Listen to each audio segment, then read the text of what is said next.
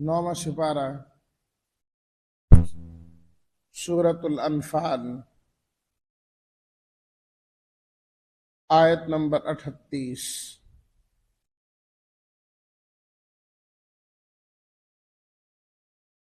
نحمدہ ونصلی ونسلم علی رسولہ الکریم، اما بعد فاعوذ باللہ من الشیطان الرجیم، بسم اللہ الرحمن الرحیم۔ قل للذین کفروا ان ينتہوا یغفر لهم ما قد سلف وَإِن يَعُودُوا فَقَدْ مَضَتْ سُنَّةُ الْأَوَّلِينَ وَقَاتِلُوهُمْ حَتَّى لَا تَكُونَ فِتْنَةٌ وَيَكُونَ الدِّينُ كُلُّهُ لِلَّهِ فَإِنِ انتهوا فَإِنَّ اللَّهَ بِمَا يَعْمَلُونَ بَصِيرٌ وَإِن تَوَلَّوْا فَاعْلَمُوا أَنَّ اللَّهَ مَوْلَاكُمْ نِعْمَ الْمَوْلَى وَنِعْمَ النَّصِيرُ۔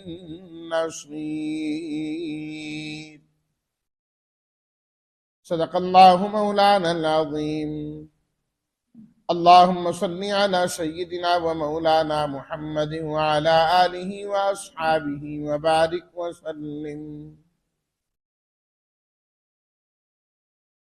ان ینتہو، ان اگر، ینتہو باز آ جائیں وہ، رک جائیں وہ، انتہا۔ ما قد سلف، سلف جو گزر چکا، یعود اعادہ سے دوبارہ کرنا، مضت گزر چکا، سنت طریقہ، الاولین پہلوں کا۔ قاتلو، قتال کرو تم، فتنتن، آزمائش، فساد، شرک، للہ، اللہ کے لیے۔ ان انتہوا، اگر باز آ جائیں، اگر رک جائیں۔ ان تولوا، ان اگر تولوا روگردانی کریں وہ، مولاکم تمہارے آقا، تمہارے حمایتی، تمہارے مددگار۔ نعمہ کتنے ہی بہترین ہیں، المولا حمایت کرنے والے، النصیر مدد کرنے والے۔ ترجمہ: قل للذین کفروا، آپ فرما دیجیے ان سے جو کافر ہیں کہ اگر وہ باز آ جائیں تو معاف کر دیا جائے گا ان کے لیے جو کچھ پہلے ہو چکا، اور اگر وہ دوبارہ لوٹیں گے تو تحقیق پہلوں کا طریقہ گزر چکا ہے، اور تم ان سے قتال کرو، لڑو، یہاں تک کہ فتنہ باقی نہ رہے اور دین خالص اللہ کا ہو جائے۔ بس اگر وہ باز آ جائیں تو بے شک اللہ تعالیٰ جو وہ عمل کرتے ہیں اس کو دیکھنے والے ہیں، اور اگر وہ روگردانی کریں تو تم یقین کر لو کہ بے شک اللہ تمہارے آقا ہیں، وہ بہترین آقا اور بہترین مدد کرنے والے ہیں۔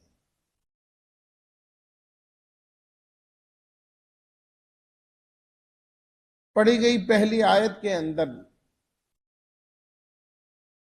کفار کے لیے ترغیب بھی ہے اور ترہیب بھی ہے۔ ان کو ڈرایا بھی گیا اور ساتھ ساتھ ترغیب بھی دی گئی ہے۔ فرمایا کافروں، تمہارا جو کچھ کرنا ہے ہم سب کچھ معاف کر دیں گے اگر تم ان چیزوں سے باز آ جاؤ اور توبہ کر لو۔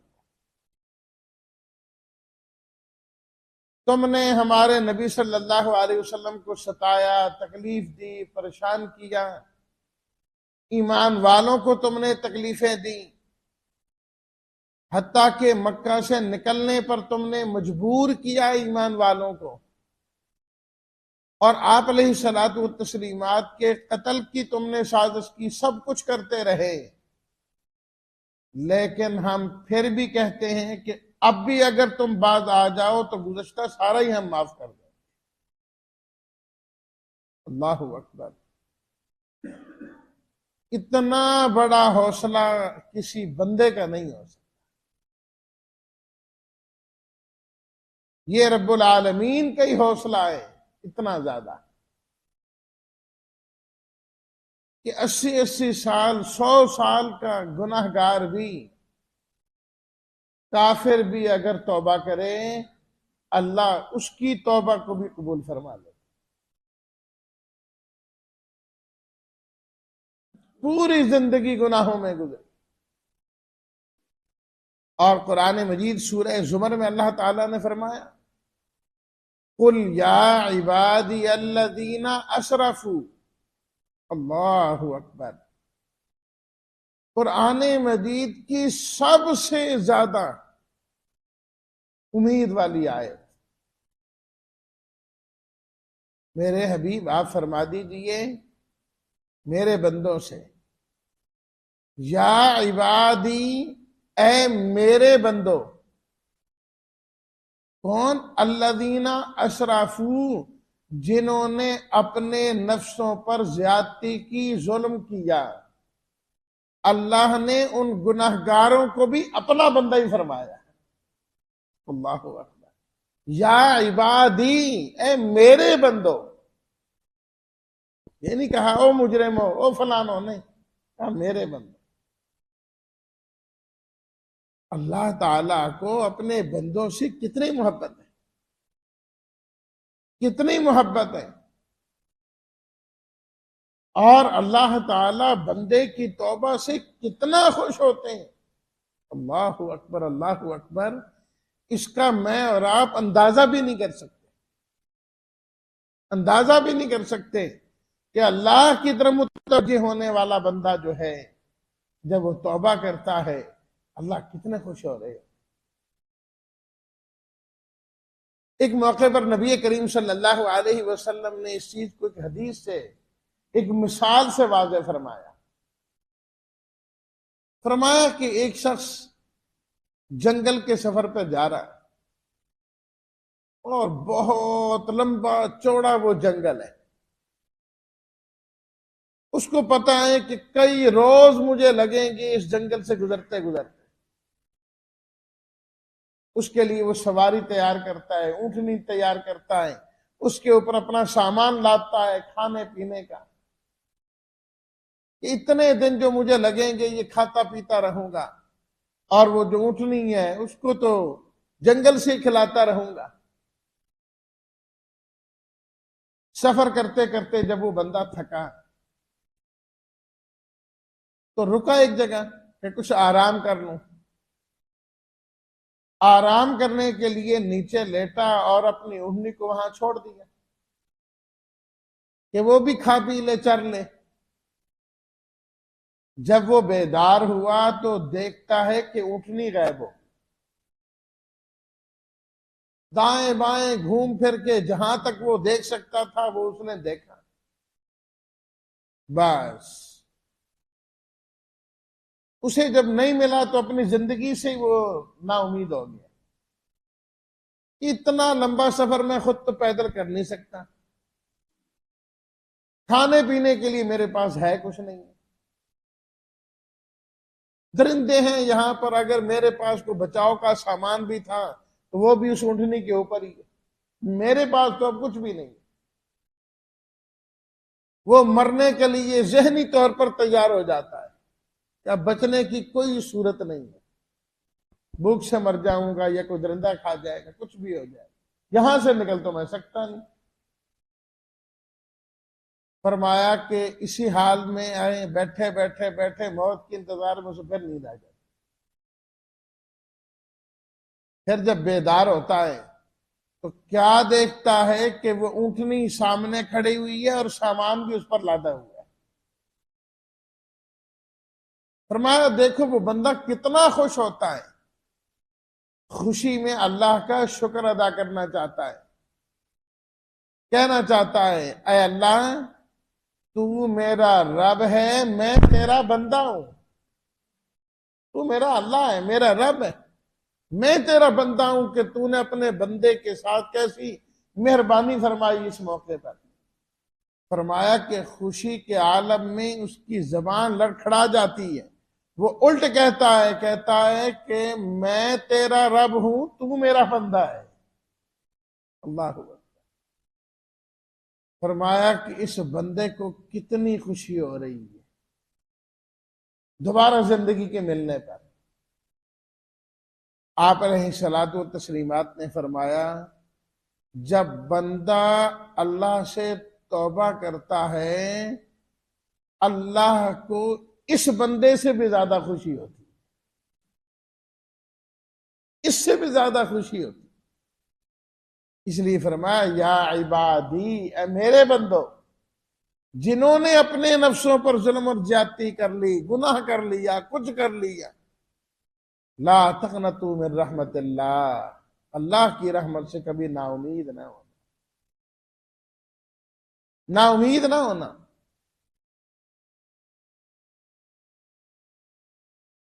حضرت وحشی بن حرب رضی اللہ تعالیٰ عنہ، جنہوں نے حضرت امیر حمزہ رضی اللہ تعالیٰ عنہ کو شہید کیا، وہ حضرت امیر حمزہ جن کے بارے میں آپ علیہ الصلوۃ والتسلیمات نے فرمایا سید الشہداء ہے، سب شہیدوں کے سردار،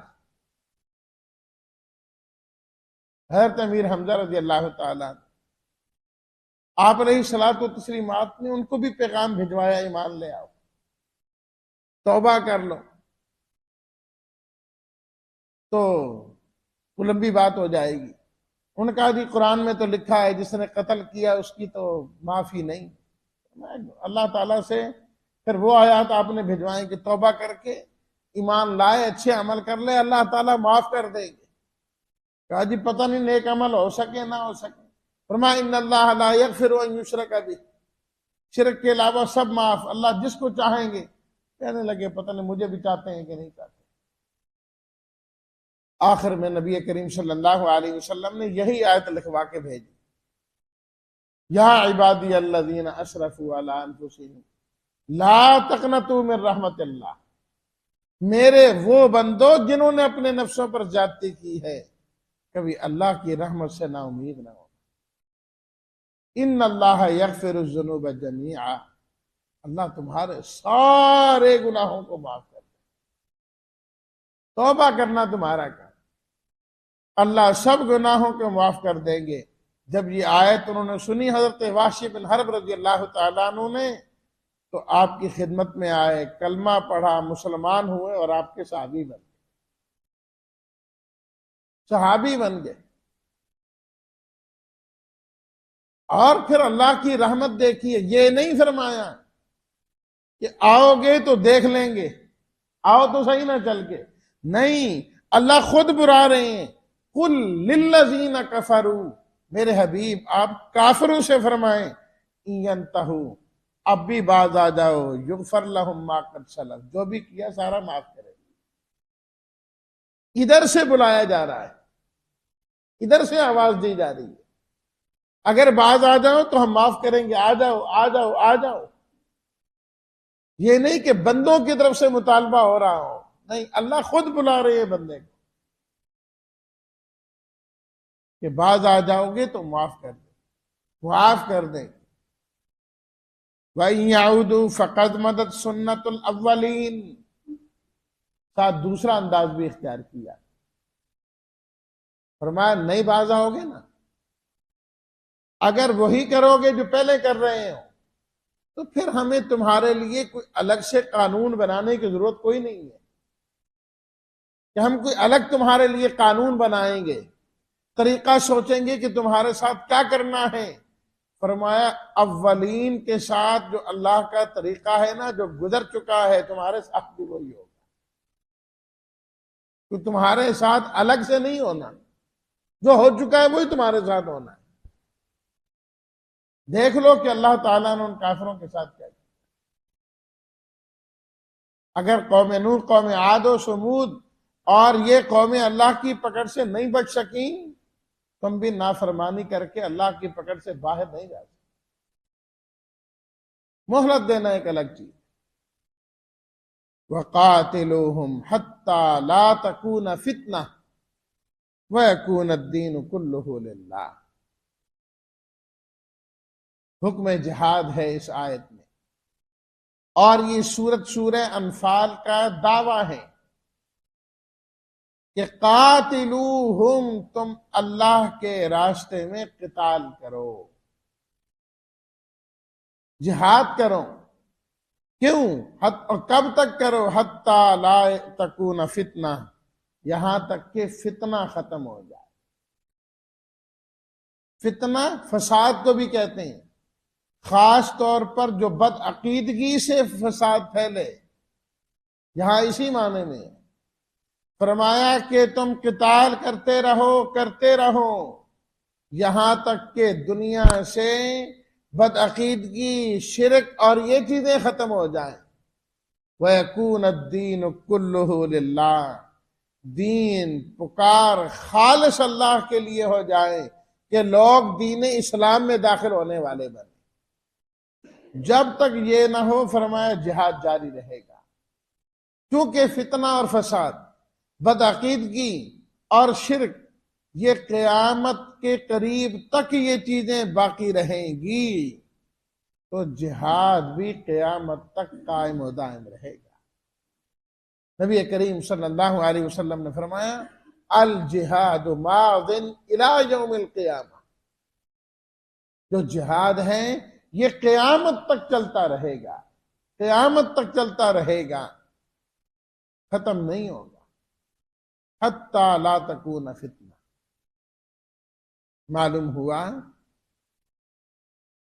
جہاد یہ فساد نہیں ہے، جہاد تو فساد کو ختم کرنے کا طریقہ ہے۔ عام طور پر آج جہاد کو فساد سمجھا جاتا ہے، اوہ جہادی آدمی ہے، یہ تو ایسا ہے، فساد کے زمرے میں لیا جاتا ہے۔ بھائی جہاد تو فساد کو، خرابی کو ختم کرنے کے لیے ہے، کہ جو خرابی کسی طریقے سے ختم نہیں ہو رہی، اس کا آخری حل کیا ہوتا ہے؟ جہاد، اس سے یہ چیزیں ختم ہوتی ہیں۔ فَإِنِ انْتَهَوْا فَإِنَّ اللَّهَ بِمَا يَعْمَلُونَ بَصِيرٌ۔ ہاں فرمایا کافر اگر باز آ جائیں، اس بد عقیدگی سے اسلام میں داخل ہو جائیں، رک جائیں، پھر تم ان کے خلاف جہاد نہیں کر سکتے، پھر نہیں کر سکتے۔ جی اگر وہ بظاہر تو لڑائی سے روک رہے ہیں، نہیں جی نہیں ہم نہیں لڑتے، فلاں نہیں کرتے، لیکن ہمیں وہ دھوکہ دینا چاہتے ہیں تاکہ مسلمانوں سے ہم بچ پائیں، تو اللہ تعالیٰ نے فرمایا تمہیں اس بات سے گھبرانے کی ضرورت نہیں ہے، بس جب وہ نہیں لڑتے، وہ باز آ گئے، تو تمہارا کام ہے لڑنا نہیں، باقی اندر کی باتیں ان اللہ بما یعملون بصیر، اللہ خوب جانتا ہے جو وہ عمل کرتے ہیں، ان کے کاموں کو اور ان کے کردار کو اللہ جانتا ہے، اللہ خود ہی نمٹ لیں گے، اللہ تعالیٰ خود ہی نمٹ لیں گے، تم نے ان کو کچھ نہیں کہنا۔